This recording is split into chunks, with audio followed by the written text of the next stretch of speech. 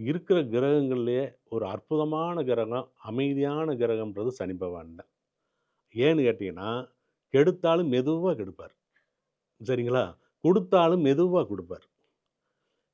இந்த சுக்கிரன் இருக்கிறாரே, குடுத்தாலும் அளப்பரிய குடுப்பாரு. சரிங்களா? அப்படி குடுக்குறப்ப இவனுக்கு ஒரு மிதப்பு வந்துரும். நமக்கு மிஞ்சின ஆளே கிடையாதுன்னு சொல்லி, தேவையில்லாத சேட்டையெல்லாம் செய்ய வச்சு, கடைசியில அதே அவன கெடுத்துப்புடும். அதனால இருக்கறதுலே அற்புதமான கிரகம் எதுன்னு பார்த்தீங்கன்னா, சனி தான். அந்த சனி பகவான மட்டும் நம்ம வந்து அதுக்குடைய அந்த மோட்டோன்னு சொல்லுவோம். உழைப்பே உயர்வு தரும். இதுதான் சனிக்குடைய காரகமே. உழைப்பு, உழைப்பு, உழைப்புன்றது மட்டும் ஒருத்தன் செஞ்சுக்கிட்டு இருந்தா, சனி பகவான் நம்ம கும்பிடவே தேவையில்ல. அவர் நம்ம கூடவே இருப்பார். நம்மள வளர்த்துருவார். நீ அங்க போய் தான் அவர கும்பிடணுன்ற அவசியம்லாம் கிடையாது.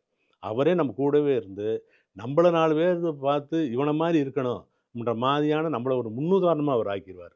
அதனால சனிய பத்தி கவலைப்படவே தேவையில்லைங்க. உழைப்புன்றது பல வகையான உழைப்பு. உடல் உழைப்பு இருக்குது. இப்ப நம்ம ஒரு வேலை பார்த்துக்கிருக்கோம். எல்லாமே உழைப்பு தான் இல்லைங்களா?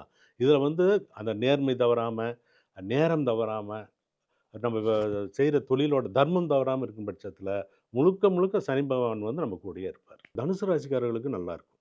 தனுசு ராசிக்காரங்களுக்கு எப்படி நல்லா இருக்கும்னு பார்த்தீங்கன்னா, இப்ப அந்த கடல் கடந்து போறது, வெளிநாட்டுக்கு போறது, அங்கே வெளிநாட்ல ஏதாவது ஒரு சொத்து சுகங்கள் வாங்குறது, இந்த அமைப்புகளுக்கு பூரா நல்லாருக்கும்.